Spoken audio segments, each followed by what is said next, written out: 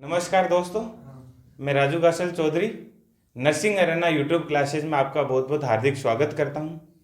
Last class में अपन ने hyper sensitivity reactions के बारे में पढ़ा था।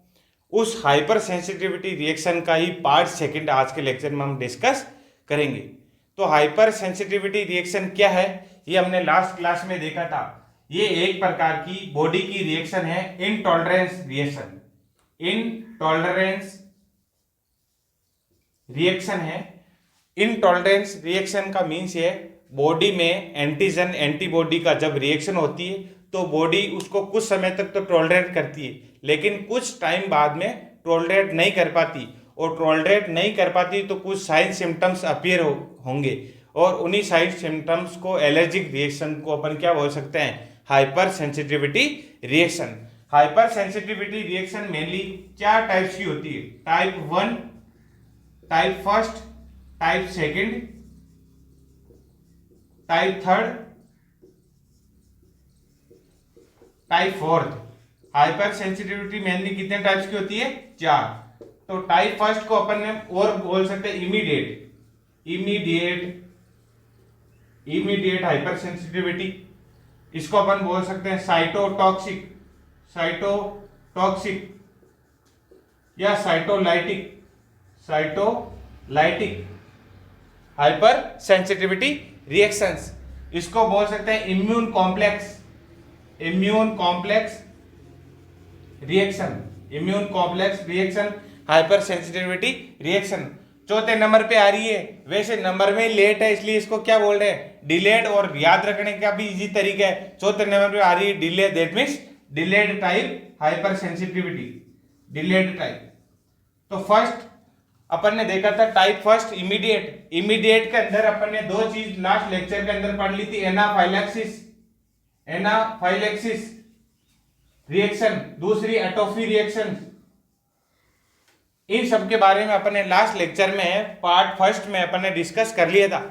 तो एनाफाइलेक्सिस रिएक्शन और एटोफी रिएक्शंस एक प्रकार की एलर्जिक रिएक्शन है जो कि इमीडिएटली हो रही है। इमीडिएटली का मतलब कुछ सेकंड्स, मिनट्स या आवर्स के अंदर हो रही। और जो डिलेड टाइप की है ये एक सेल्यूलर टाइप्स की रिएक्शन है। डिलेड इसलिए बोला, लेट हो रही है, दैट मीन्स 24 से 72 घंटे का इसमें टाइम लगेगा। 24 से 72 घंटे का समय इस रिएक्शन में होने में लगेगा, और 24 से 72 घंटे लग रहे हैं इसलिए इसको बोलते हैं सेल मीडिएटेड। क्या बोला? Cell mediated. एक तो होता है ह्यूमोरल का मतलब होल बॉडी है जिसमें एंटीजन एंटीबॉडी है वो पार्टिसिपेट कर रही है। इस वाली रिएक्शन के अंदर सेल्स का पार्टिसिपेशन है, एंटीबॉडी का रोल नहीं।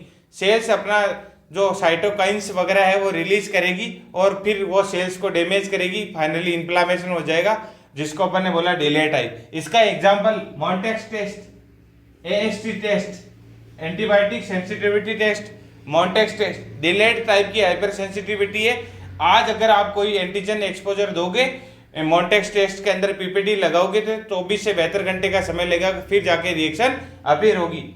इम्यून कॉम्प्लेक्स वाली में अपन ने देखा था एंटीजन एंटीबॉडी के जो इम्यून कॉम्प्लेक्स बन के वेरियस ऑर्गन में, किडनी में चले गए, किडनी में जाके कुछ एबनॉर्मलिटीज कोज करेंगे, और इसके अलावा जॉइंट्स में जाके कर सकते हैं, ब्रेन में जाके या कार्डियक सिस्टम में। तो जिस भी ऑर्गन में जाएंगे इम्यून कॉम्प्लेक्स डिपोजिशन होके वहां पे इन्फ्लामेशन कोज करेंगे, वहां पे इन्फ्लामेशन, जिसको अपन ने बोला type third hyper sensitivity reaction. Second में साइटोटॉक्सिक साइटोलाइटिक का मतलब ऑटो इम्यून डिजीज जो कंडीशन है उसके अंदर जो एंटीजन एंटीबॉडी जैसे ही जुड़ेंगे तो सेल्स का ऑटोमेटिक सेल्स उस एंटीजन को पहचान नहीं पाएगी, और एंटीजन को पहचान नहीं पाएगी तो कॉम्प्लीमेंट सिस्टम फिक्स होके उस सेल्स को क्या कर देगा, डैमेज, सेल्स को डैमेज करना, लाइसिस, या सेल के लिए ही टॉक्सिक, साइटोटॉक्सिक।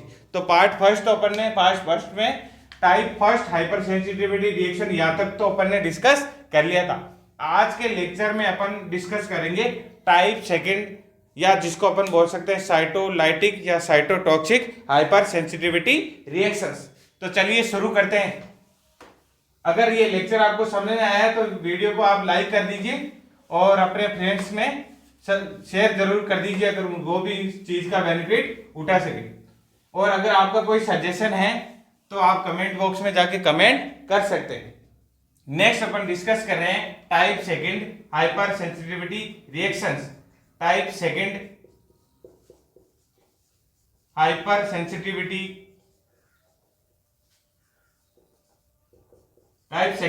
सेंसिटिविटी रिएक्शंस, जिसको दूसरा नाम क्या बोल सकते हैं, साइटोटॉक्सिक ऑब्लिक साइटोटॉक्सिक या साइटोलाइटिक हाइपर सेंसिटिविटी। तो है क्या है साइटोलाइटिक हाइपर सेंसिटिविटी? तो this hyper sensitivity mainly developed by this hyper sensitivity, this का मतलब साइटोटॉक्सिक हाइपर सेंसिटिविटी मेनली किस एंटीबॉडी की वजह से होगा? आईजीजी। और आईजीजी है, IgG mediated hyper sensitivity reaction है और rarely involve in IgM antibody या आईजीएम इम्यूनोग्लोबुलिन्स। तो मेनली इस टाइप्स की हाइपर सेंसिटिविटी रिएक्शन में किसका रोल होता है? इम्यूनोग्लोबुलिन्स जी का। इसमें क्या होता है, जब कोई एंटीजन एक ह्यूमन बॉडी के अंदर अगर इंट्रोड्यूस होगा तो उस सेल्स के अंदर, बॉडी के अंदर क्या प्रेजेंट है? सेल्स। और सेल्स के अंदर एंटीजन जाके वो जुड़ जाएगा और सेल्स के अंदर जैसे ही एंटीजन गया तो बॉडी की जो बॉडी सिस्टम है क्या बनाएगी? एंटीबॉडी। बॉडी क्या बनाएगी? एंटीबॉडी।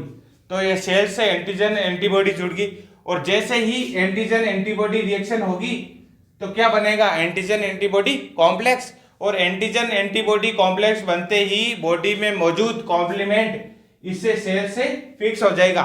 मैंने बताया था कॉम्प्लीमेंट एंटीजन एंटीबॉडी रिएक्शन से फिक्स होता है और जैसे ही कॉम्प्लीमेंट फिक्स हुआ तो ये कॉम्प्लीमेंट सिस्टम बनते ही इस सेल्स ने इसे अपने एंटीजन को पहचाना नहीं, ऑटो इम्यून डिजीज की कंडीशन से, डेट मींस आईजीई बन गई और जैसे ही कॉम्प्लेक्स बना, कॉम्प्लीमेंट फिक्स हुआ तो इस सेल्स को ब्रेक डाउन कर देगी, इस सेल्स को ही तोड़ देगी, इस सेल्स का लाइसिस कर देगी। वही क्या है? साइटोटॉक्सिक या साइटोलाइटिक। डेट मींस कई कंडीशन में, कई बार ऑटो इम्यून कंडीशन में ऐसा कोई एंटीजन जो कि सेल्स उस एंटीजन को पहचान नहीं पा रही है, that means cells is unable to recognise his antigen. तो सेल्स अपने ही एंटीजन को पहचान नहीं पा रही, रिकॉग्नाइज नहीं कर पा रही। तो रिकॉग्नाइज जैसे ही नहीं हुआ तो बॉडी में ऐसे लगेगा फॉरेन बॉडी आ गई और फॉरेन बॉडी के खिलाफ, फॉरेन एंटीजन के खिलाफ बॉडी क्या बनाएगी? एंटीबॉडी। और एंटीबॉडी बनते ही एंटीबॉडी कौन सी बनेगी? आईजीजी। कौन सी एंटीबॉडी बनेगी? आईजीजी। और आईजीजी जैसे ही एंटीजन से जुड़ी और एंटीजन एंटीबॉडी कॉम्प्लेक्स बना उस सेल के साथ और कॉम्प्लीमेंट फिक्स होके इस सेल का क्या हो जाएगा? लाइसिस। और इस सेल का लाइसिस हो गए तो फाइनली सेल टूटेगी और सेल टूट के क्या होगी? रिएक्शन, इन्फ्लामेशन हो जाएगा और उसी को क्या बोला? ये सेल लाइसिस, उसी को क्या बोला? Type second hyper sensitivity reaction. अब देखो इसमें दूसरी कंडीशन क्या हो सकती है? ड्रग्स और मेडिसिन। कई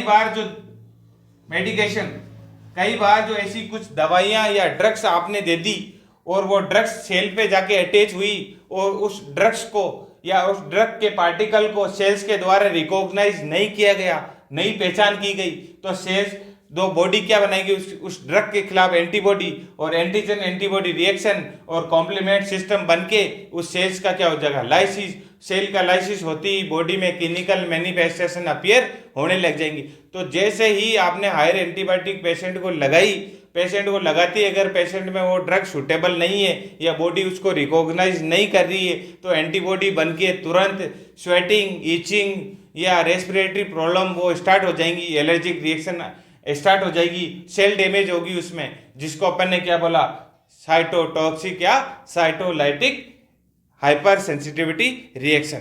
तो इसलिए आपको पता है कि जब भी एंटीबायोटिक लगाते हैं तो पहले क्या करते हैं? उस एंटीबायोटिक की बॉडी के प्रति कितनी सेंसिटिविटी है वो चेक की जाती है, एएसटी किया जाता है। एएसटी इसलिए किया जाता है, आपको समझ में आ गया होगा कि एएसटी करने से ये कॉम्प्लेक्स पता चल जाएगा कि बॉडी इसके खिलाफ एंटीबॉडी से तो कोई प्रोडक्शन या बॉडी को ये सूटेबल तो है या नहीं है। इसके अलावा इस जो साइटोलाइटिक जो इम्यूनिटी है, हाइपर सेंसिटिविटी है, इसका एक और एग्जांपल है जब ये आईजीजी मीडिएटेड है तो और आपको अच्छी तरीके से पता है कि आईजीजी ऐसी इम्यूनोग्लोबुलिन्स है जो कि मदर से बच्चे के अंदर जा सकती है प्लेसेंटा वाया प्लेसेंटा। आईजीजी एकमात्र ऐसी इम्यूनोग्लोबुलिन्स है जो कि वर्टिकल, इसको बोल सकते हैं वर्टिकल ट्रांसमिशन, वर्टिकल ट्रांसमिशन, जो कि वर्टिकल मतलब मदर से बेबी में या फीटस में, मदर टू बेबी, बॉडी लिख दिया सॉरी, मदर टू बेबी में ट्रांसफर हो सकती है। तो कई कुछ कंडीशन होती है जिसमें बच्चे में हीमोलाइटिक डिजीज हो सकती है। हीमो का मतलब ब्लड, लाइटिक का मतलब टूटना, ब्लड का टूटना मतलब ब्लड किससे मेनली बना है, आरबीसी का, तो आरबीसी टूटने लग जाती है जिसको बोलते हैं हीमोलाइटिक डिजीज। क्या बोलते हैं, हीमोलाइटिक। तो आईजीजी जब बच्चे से मदर से बच्चे के अंदर चल जाएगी और वो आईजीजी उस बच्चे के जो आरबीसी पे क्या प्रेजेंट होता है, आरबीसी के ऊपर एंटीजन प्रेजेंट होता है। सब लोग जानते हो, यू नो वेरी वेल कि आरबीसी सतह पे क्या पाया जाता है, एंटीजन।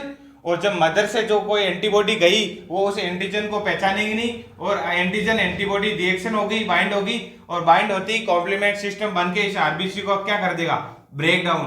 तो फीटल के अंदर जो आरबीसी है उसका हीमोलाइसिस कर देगा, तो फीटल का अस्तित्व नहीं रहेगा, मतलब बच्चा वूम के अंदर मर जाएगा। ये होती है आरएच इनकॉम्पैटिबिलिटी रिएक्शन, जब जो आरएच फैक्टर है वो मैच नहीं करता। इसका बेस्ट एग्जांपल समझने के लिए मैं आपको डिटेल में बताता हूं। आरएच इनकॉम्पैटिबिलिटी जिसको बोलते हैं, या इसको बोल सकते हैं इरिथ्रोब्लास्टोसिस फिटेलिस,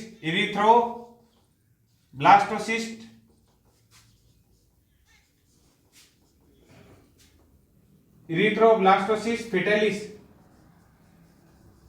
ये एक प्रॉब्लम होती है। इस प्रॉब्लम के अंदर क्या होता है, नियोनेटल हीमोलाइसिस होता है, हीमोलाइसिस होता है, ब्लड सेल्स का क्या होता है, हीमोलाइसिस, जिसको अपन बोल सकते हैं न्यूबॉर्न एनीमिया या फिर हीमोलाइटिक डिजीज, हीमोलाइटिक डिजीज बोल दो, हीमोलाइसिस बोल दो, haemolytic disease in newborn, disease in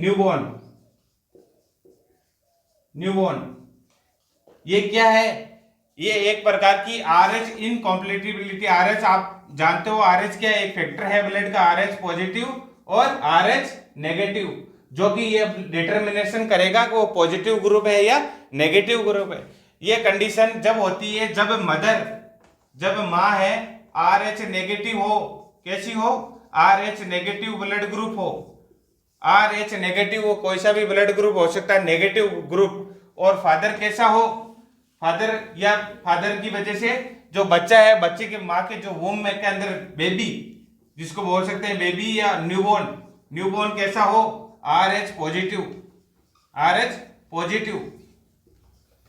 तो ऐसी मदर जिनका ब्लड ग्रुप आरएच नेगेटिव है, उनकी शादी आरएच पॉजिटिव पर्सन के साथ हो जाती है।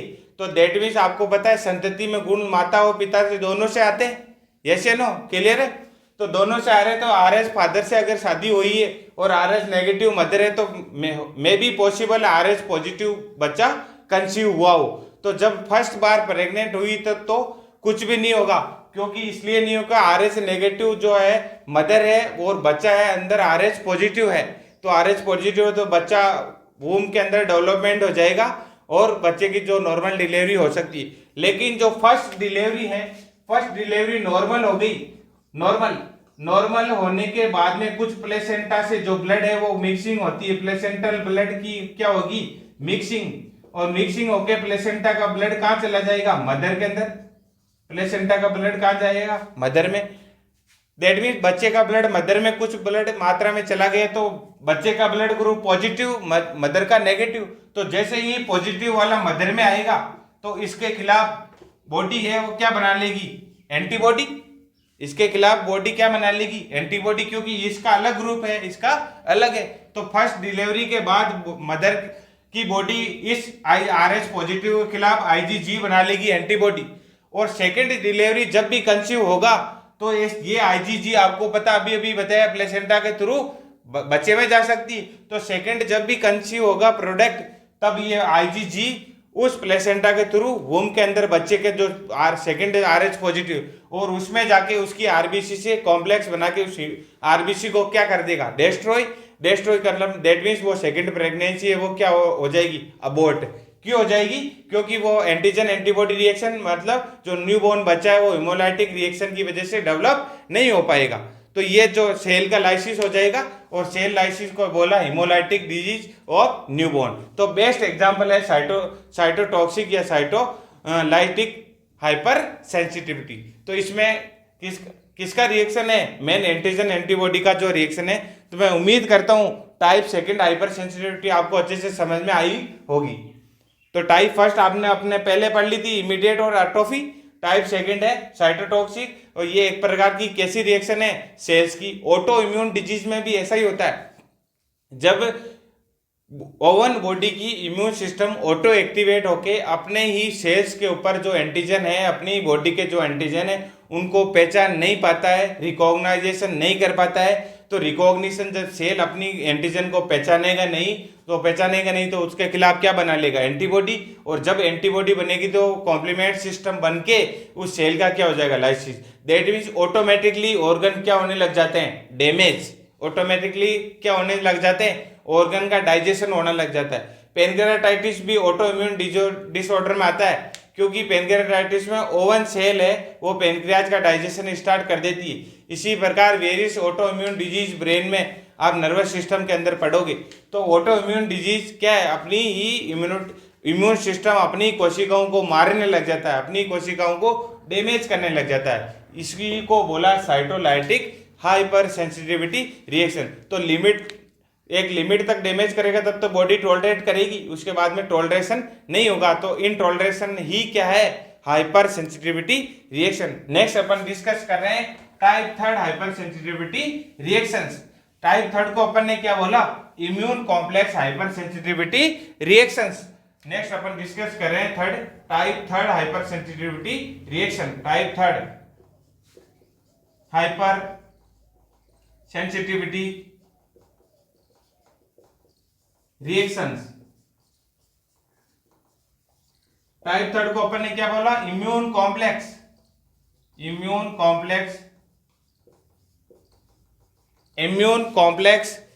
Hyper sensitivity reaction. Immune complex hyper sensitivity reactions. दूसरा नाम तो इसका मैं आप क्या लिख सकते हो, it is also known as immune complex hyper sensitivity reaction. ये रिएक्शन है, ये भी IgG और IgM मीडिएटेड होती है। ये रिएक्शन भी इसके लिए, इस रिएक्शन के लिए कौन जिम्मेदार है, IgG और IgM। तो आप इसमें लिख सकते हो type third hyper sensitivity, in this hyper sensitivity IgG और IgM A antibody is responsible for this type of reaction.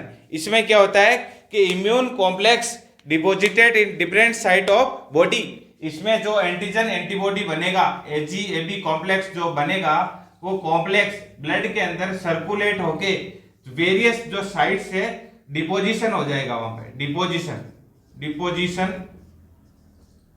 Of various sites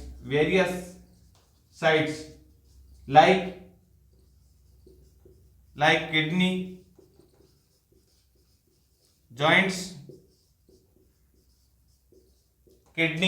joints, इसके अलावा आप स्किन के अंदर, आईज के अंदर, आंखों के अंदर, स्किन, आईज, और वहां पे क्या होगा, फेगोसाइटिक रिएक्शन होगी। वहां पे क्या होगा, फेगोसाइटिक रिएक्शन। वहां पे जाके इम्यून कॉम्प्लेक्स है और वहां पे डिपॉजिट होगा, तो वहां पे फेगोसाइटिक रिएक्शन होगी। और फेगोसाइटिक रिएक्शन जब भी होगी तो वहां पे क्या होंगे, केमिकल्स रिलीज होंगे, केमिकल्स रिलीज। और केमिकल्स जो रिलीज है वो क्या करवाएंगे, एलर्जिक रिएक्शन, एलर्जिक प्रोड्यूस करवाएंगे। जो केमिकल्स है वही तो रेस्पॉन्सिबल है हाइपर सेंसिटिविटी की। जैसा कि मैंने टाइप फर्स्ट में बताया, वेरियस मीडिएटर्स होते हैं, प्राइमरी और सेकेंडरी। और अब इसमें क्या हुआ, एंटीजन एंटीबॉडी कॉम्प्लेक्स बना, वो कॉम्प्लेक्स सर्कुलेट होके डिपोजिशन वेरियस साइट पे, मतलब किडनी में चला गया, जॉइंट में चला गया, या स्किन में या आई में चला गया। और आई में गया तो कॉम्प्लेक्स को फेगोसाइट करने के लिए वहां पे क्या जाएगी, फेगोसाइटिक सेल, मैक्रोफेज, और फेगोसाइटिक सेल जाएगी तो वहां पे फेगोसाइटोसिस की रिएक्शन के दौरान कुछ केमिकल्स रिलीज होंगे, साइटोकाइंस वगैरह, और जैसे ही केमिकल रिलीज होंगे वो केमिकल एलर्जी प्रोड्यूस करवाएंगे, एक रिएक्शन प्रोड्यूस करवाएंगे जिनको अपन ने बोला type 3 hyper sensitivity reactions, hyper sensitivity reaction. तो ये जो केमिकल्स है, ये केमिकल्स एलर्जी साथ में जो सेल्स है वो डैमेज करेगा, सेल्स डैमेज। तो जॉइंट के अंदर गया तो जॉइंट के अंदर आप सब लोग जानते हो, ये अगर बोन है, मैं रफली डायग्राम बना रहा हूं आपको समझने के लिए, ये आपका घुटने का जॉइंट है, और घुटने के जॉइंट्स के अंदर यहाँ पे ये क्या है, साइनोवियल जॉइंट, और इस साइनोवियल जॉइंट में क्या भरा है, साइनोवियल फ्लूइड, समझने के लिए। और साइनोवियल फ्लूइड में घूमती घूमती अगर एंटीबॉडी एंटीजन कॉम्प्लेक्स आ गया है यहाँ पे, और एंटीजन एंटीबॉडी कॉम्प्लेक्स आके यहाँ पे क्या हो जाएगा, फेगोसाइटिक, तो ये अगर पेनस फॉर्मेशन बन गया तो दैट मींस इस जॉइंट को मूवमेंट में ये रुकआउट करेगा, और रुकआउट करके यहाँ की जो कोशिकाएं हैं वहां पर डैमेज करेगा, और डैमेज करते ही इस जॉइंट में क्या हो जाएगा, इन्फ्लामेशन, क्या हो जाएगा, इन्फ्लामेशन, और आर्थराइटिस की प्रॉब्लम हो जाएगी पेशेंट को। ये भी एक रिएक्शन है जिसको अपन ने बोला हाइपर सेंसिटिविटी रिएक्शन। इसमें टाइप 3 हाइपर सेंसिटिविटी रिएक्शन में जो सीरम सिकनेस है पेशेंट के अंदर देखने को मिलती है। सीरम सिकनेस का मीन्स ये है, जो घोड़े का जो सीरम है, हॉर्स सीरम, तो हॉर्स सीरम है वो प्रोवाइड इम्यूनिटी, हॉर्स का जो सीरम है घोड़े का, हॉर्स सीरम, ये सीरम यूज में लिया जाता है। इस सीरम के अंदर वो एंटीबॉडी है वो पाई जाती है, आईजीजी और आईजीएम। इस सीरम को पेशेंट के अंदर क्या कर दिया जाता है, इंट्रोड्यूस, और इंट्रोड्यूस करने के साथ में ये जो सीरम है इसमें डिप्थीरिया के प्रति टॉक्सिन भी पाए जाते हैं, डिप्थीरिया, तो ये डिप्थीरिया के प्रति टॉक्सिन है, तो जैसे ही सीरम डाला, वो सीरम में डिप्थीरिया के टॉक्सिन है, वो टॉक्सिन बॉडी के अंदर गए, और बॉडी के अंदर जाने के साथ ही बॉडी में क्या होगा, एंटीबॉडी बनेगी। एंटीबॉडी किसके खिलाफ बनेगी, इस डिप्थीरिया के। तो सीरम सिकनेस जो हॉर्स का सीरम है वो पैसिव इम्यूनिटी डेवलप करने के लिए, एक्टिव इम्यूनिटी, डिप्थीरिया टॉक्सिन के प्रति इम्यूनिटी, क्योंकि सीरम के सिकनेस के अंदर जो टॉक्सिन है उसको बॉडी रिकॉग्नाइज नहीं कर रही, और रिकॉग्नाइज नहीं करेगी तो उसके खिलाफ एंटीबॉडी बन जाएगी, और एंटीबॉडी बनते ही वो इम्यून सिस्टम डेवलप हो जाएगा, तो डिप्थीरिया के प्रति वो इम्यून सिस्टम क्या हो जाएगा, इम्यूनाइज। तो ये भी, इसमें भी क्या है, एंटीजन एंटीबॉडी कॉम्प्लेक्स बन रहे, और एंटीजन एंटीबॉडी कॉम्प्लेक्स बन के फर्दर बॉडी में जा रहे और इम्यूनिटी बना रहे एक पर्टिकुलर डिजीज के अगेंस्ट। तो ये उम्मीद करता हूँ टाइप 3 हाइपर सेंसिटिविटी आपको समझ में आई होगी। नेक्स्ट अपन बात कर रहे हैं type 4 hyper sensitivity reaction. Type 4 hyper sensitivity basically reaction किसकी है, एंटीजन एंटीबॉडी। उसमें अलग अलग टाइप्स हो सकते हैं, इमीडिएटली हो सकती है, लोकल हुई तो एटोपी बोला, और जो सेकेंड सेल अगर डैमेज हो रही है साइटोलाइटिक बोला, इसमें इम्यून कॉम्प्लेक्स बन के सर्कुलेट हो रहे हैं, वो भी फाइनली काम यही कर रहे हैं, इन्फ्लामेशन करवा रहे हैं, कई केमिकल्स रिलीज करा रहे हैं, सेल डैमेज हो रहे हैं। तथा इसके अलावा जो टाइप 4 नेक्स्ट अपन डिस्कस कर रहे हैं, type 4 hyper sensitivity reaction, type 4 hyper sensitivity reaction जिसको अपन बोलते हैं delayed type hyper sensitivity reaction. Delayed type hyper sensitivity reaction मतलब, डिलेड का मतलब है लेट रिएक्शन है, तो इसको क्या बोल सकते हैं, delayed type hyper sensitivity reaction. इस रिएक्शन के अंदर अपन दो एग्जांपल पढ़ेंगे, ट्यूबरकुलिन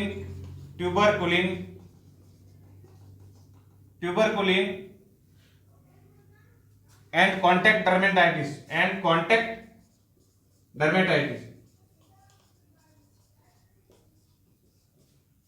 ट्यूबरकुलिन और कॉन्टैक्ट डर्मेटाइटिस, इसका क्या मीन्स है कि जब भी आप पीपीडी, ट्यूबरकुलिन टेस्ट में क्या है, पीपीडी जब इंजेक्टेड करा, और पीपीडी इंजेक्टेड करने के साथ बॉडी की जो सेल्स है वो सेल्स क्या बनाएगी, बॉडी की जो सेल्स है इसके खिलाफ, इस पीपीडी के खिलाफ क्या बनाएगी, एंटीबॉडी, और सेलुलर रिएक्शन होगी। और सेलुलर रिएक्शन जिसको अपन ने बोला सेल मीडिएटेड रिएक्शन, और cellular that means in reaction को होने में 24 से 72 घंटे का जो समय लगा, 24 से 72 घंटे का जो समय लगा, दैट मीन्स इसमें क्या रेस्पॉन्स है, सेल का रेस्पॉन्स है, तो सेल मीडिएटेड इसको बोल सकते हैं, सेल मीडिएटेड, क्या बोल सकते हैं, cell mediated reaction. That means cells का है, इसमें एंटीबॉडी का कोई भी रोल नहीं है। That means antibody can not any play role, that means antibody can not play any role, इसके अंदर एंटीबॉडी का कोई रोल नहीं है। दैट मीन्स सेल्स का रोल है, सेल्स अपने स्तर पे ही रिएक्शन कर रही है, तो ये डिलेड टाइप की है इसलिए इसमें टाइम लग रहा है। वो ह्यूमोरल टाइप की है, दैट मीन्स इसमें इमीडिएट हो रहा है। तो ट्यूबरकुलिन इन दिस रिएक्शन में क्या होती है, ये भी सेल जो है सेल मीडिएटेड इम्यून रेस्पॉन्स, इसके अंदर फर्स्ट पॉइंट तो अपन लिख सकते हैं, the delayed type hyper sensitivity is mediated by cell mediated. और इसके अंदर सेल मीडिएटेड में कौन सी सेल, टी सेल्स, कौन सी सेल्स, टी सेल्स। टी क्या है, लिम्फोसाइट्स है, और टी लिम्फोसाइट्स क्या बनाती है, सेलुलर इम्यूनिटी। तो इसके अंदर एंटीबॉडी का कोई भी रोल नहीं है, टी सेल मीडिएटेड है, और 2 से 3 दिन का इसमें समय, 2 से 3 डेज का इसमें टाइम लगता है। ये भी पॉइंट अपन इसके अंदर ऐड कर सकते हैं। It take 2 to 3 days occurs almost tissue, और व्हेन टी हेल्पर और टी किलर सेल है, वो दोनों ही इस टाइप की इम्यूनिटी को बनाने में, वो सेल्स जब भी टी सेल्स कोई एलर्जन एंटर होगा तो वहां पे टी सेल आएगी, और टी सेल उस एलर्जन के खिलाफ एक्शन लेगी, दैट मीन, और एक्शन लेके वहां पे जो रिएक्शन होगी उसमें 2 से 3 दिन का टाइम लग जाएगा, जिसको अपन ने बोला डिलेड टाइप हाइपर सेंसिटिविटी। तो वहां पे मैक्रोफेज और मैक्रोफेज आके वहां पे, इसका बेस्ट एग्जाम्पल जैसे मैं एमटी टेस्ट से बता दूं आपको डिलेड टाइप की हाइपर सेंसिटिविटी, तो डिलेड टाइप की आपको बहुत इजीली समझ में आ जाएगी। तो डिलेड टाइप की हाइपर सेंसिटिविटी क्या है, जैसा कि ये मैं डायग्रामेटिक आपका एक हाथ बना रहा हूं, क्या है ये, आप एक इमेजिन कर लीजिए, आपका क्या है, हाथ है, हैंड है, और हैंड के ये फोरआर्म जो वाला जो पार्ट है, इस पे अपन करते हैं मोटेक्स टेस्ट। दैट मीन्स इस पे अपन ने क्या लगा दिया, कोई एंटीजन दे दिया, दैट मीन्स आपने पीपीटी लगा दिया। और पीपीटी क्या है, प्रोटीन, प्यूरिफाइड प्रोटीन डेरिवेटिव्स है, जिसके अंदर ट्यूबरकल बेसिलाई होते हैं, ट्यूबरकल बेसिलाई इसके अंदर प्रेजेंट होते हैं, और ट्यूबरकल बेसिलाई आपने इसके अंदर इंजेक्ट कर दी है हैंड के अंदर स्मॉल अमाउंट में 0.1 ml, और जैसे ही आपने यहाँ पे 0.1 ml एंटीजन दे दिया, तो एंटीजन देने के साथ ये नियर बाई सेल्स के अंदर ये एंटीजन जाएगा, तो ब्लड में जो यहाँ पे कैपिलरी जो ब्लड को सप्लाई कर रही है, ब्लड भी आएगा यहाँ पे, और ब्लड में आते ही पता लगेगा यहाँ पे कुछ ना कुछ केमिकल या एंटीजन का एंट्रेस हुआ है, तो ब्लड में मैक्रोफेज भी ट्रेवल कर रही, तो मैक्रोफेज आएगी यहाँ पे फेगोसाइटिक रिएक्शन करने। तो मैक्रोफेज जैसे ही आएगी, मैक्रोफेज को पता लगेगा कि इसमें कोई एंटीजन आया है, बहुत कम अमाउंट में सिग्नल मिलेगा बॉडी को, तो मैक्रोफेज यहाँ आके अपना नंबर बढ़ा लेगी। मैक्रोफेज है वो अपना नंबर इंक्रीज करेगी, सेना अपनी बढ़ाएगी इसको डिस्ट्रॉय करने की, और सेना जैसे ही बढ़ेगी तो इसको फेगोसाइटिक रिएक्शन करने की कोशिश करेगी, तो यहाँ की जो नेबरिंग सेल्स है उनको क्या करेगी, डैमेज, एंटीजन के साथ में बाइंड होके क्या करेगी, वहां पे कुछ मैक्रोफेज है वो कुछ मास सेल से बाइंड होके, और जो वहां पे सेल्स जो है मास सेल से बाइंड होके हिस्टामिन वगैरह रिलीज करवाएगी, दैट मीन्स वहां पे कुछ रिएक्शंस होगी, और रिएक्शन होते ही यहाँ पे क्या होगी, रेडनेस और इरिथमा देखने को मिलेगा। तो दैट मीन्स ये लोकल सेलुलर रेस्पॉन्स है, इसमें ऑल बॉडी का इम्यून सिस्टम पार्टिसिपेट नहीं कर रहा, ओनली मैक्रोफेज पार्टिसिपेट कर रही है, नंबर बढ़ा के उस टिश्यू को अफेक्ट कर रही है, पर्टिकुलर टिश्यू में जहाँ पे एंट्रेस हुआ एंटीजन उस टिश्यू को अफेक्ट कर रही है, जिसको अपन ने बोला डिलेड है। ये रिएक्शन होते होते 2 से 3 दिन लग जाएगा, क्योंकि एक दिन में माइक्रोवेज के नंबर थोड़ी बढ़ जाएंगे, तो जैसे ही स्टिमुलस मिलेगा 2-3 दिन में नंबर बढ़ के वो अफेक्ट उस स्किन एरिया को क्या कर देगी, अफेक्ट, और स्किन एरिया को अफेक्ट करना ही कि वहाँ पर रेडनेस इरिथमा अपीयर होगा, वो ऋषि को बोला डिलेड टाइप हाइपर सेंसिटिविटी। इसमें 2 प्रकार की फेजेज होती है, एक तो होती है सेंसिटाइजेशन फेज, दूसरी होती है इफेक्टर फेज। फेज कौन कौन सी है उसके बारे में डिस्कस कर रहा हूं। तो डिलेड टाइप की हाइपर सेंसिटिविटी के अंदर फेजेस की अगर बात करें, फेजेस कितनी होती है, 2। सेंसिटाइजेशन फेज,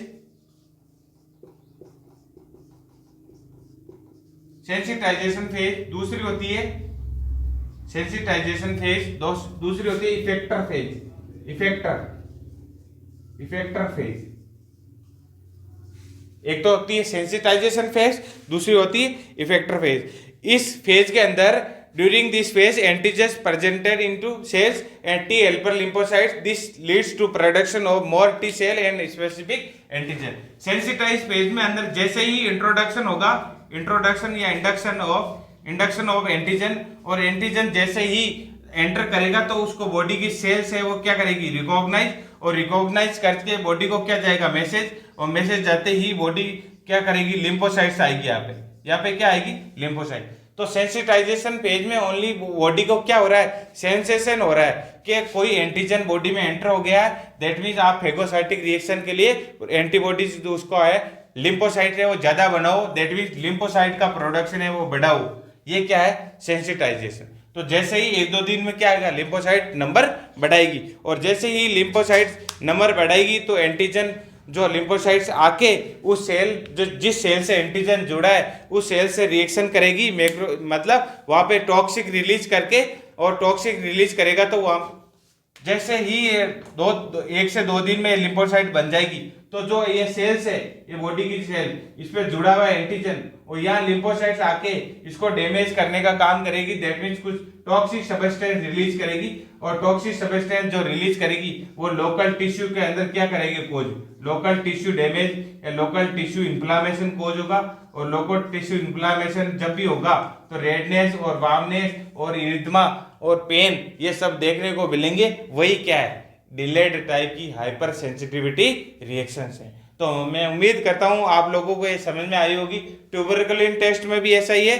कॉन्टैक्ट डर्मेटाइटिस में क्या है, जब किसी एलर्जन के कांटेक्ट में अगर कोई पर्सन आज अगर एलर्जन के कांटेक्ट में आया और वो एलर्जन कांटेक्ट उसकी स्किन सरफेस में इन्वेड हुआ, इन्वेड होने के साथ बॉडी को पता चला ये कोई इन्वेजन हुआ है, और बॉडी के साथ जो है बॉडी के साथ ब्लड लिम्फोसाइट्स भी आई, लिम्फोसाइट्स आके अपना नंबर बढ़ाई, और नंबर बढ़ा के वहाँ पे कुछ केमिकल सब्सटेंस रिलीज करके, रिलीज क्यों करें, एंटीजन को मारने के लिए, वो डिफेंस है बॉडी का। और जैसे ही डिफेंस अपनाया तो लोकल कुछ टिश्यू डैमेज हुआ है, और टिश्यू डैमेज होते ही पेशेंट के अंदर ईचिंग हो जाएगी, खुजली हो जाएगी, अर्टिकेरिया। तो समटाइम्स अपन देखते हैं कुछ इलीगल, जैसे कि कुछ ऑयल होते हैं, अपन ऑयल चेंज करते हैं या सोप या साबुन या शैम्पू वगैरह चेंज करते हैं, तो 1-2 दिन बाद में खुजली स्टार्ट हो जाती है, अर्टिकेरिया या खास खुजली की प्रॉब्लम हो जाती है। या कोई दवाई लेने लगे पेनिसिलिन लाइक टेबलेट, या कोई टॉयलेट आपने टॉवल इस्तेमाल कर लिया किसी और का इन्फेक्टेड, तो इन कंडीशन के अंदर आपके अंदर 2 या 3 दिन के बाद में साइन सिम्टम्स, क्योंकि लोकलाइज रिएक्शन होगी, लोकल सेल्स के अंदर रिएक्शन होने की वजह से साइन सिम्टम्स अपीयर होंगे, और साइन सिम्टम्स अपीयर होने के साथ वो रिएक्शन होगी तो वहाँ पे टिश्यू डैमेज होगा, और उसी टिश्यू डैमेज को 24 से 72 घंटे का समय लगता है, जिसको अपन बोलते हैं कॉन्टैक्ट। और डर्मेटाइटिस का मतलब होता है इन्फ्लामेशन ऑफ डर्मिस। तो ट्यूबरकुलिन टेस्ट में भी ऐसा ही पीपीटी दिया आज, तो 24 से 72 घंटे बाद में जो है रिएक्शन वो देखने को मिलती है। तो मैं उम्मीद करता हूं आपको हाइपर सेंसिटिविटी रिएक्शन से बहुत अच्छे से समझ में आई होगी। अगर आपको फिर भी कोई डाउट है इस लेक्चर के अंदर तो आप कमेंट बॉक्स में अपना सजेशन, अपना डाउट, अपना अगर वीडियो अच्छा लगा हो तो अपना कॉम्प्लीमेंट कमेंट सिस्टम में कमेंट कर सकते हैं। और अगर आपको ये वीडियो पसंद आया है तो ज़्यादा से ज़्यादा इसको शेयर करो, और अगर आपने चैनल को सब्सक्राइब नहीं किया है तो चैनल को जरूर से सब्सक्राइब करो। Thank you joining this class.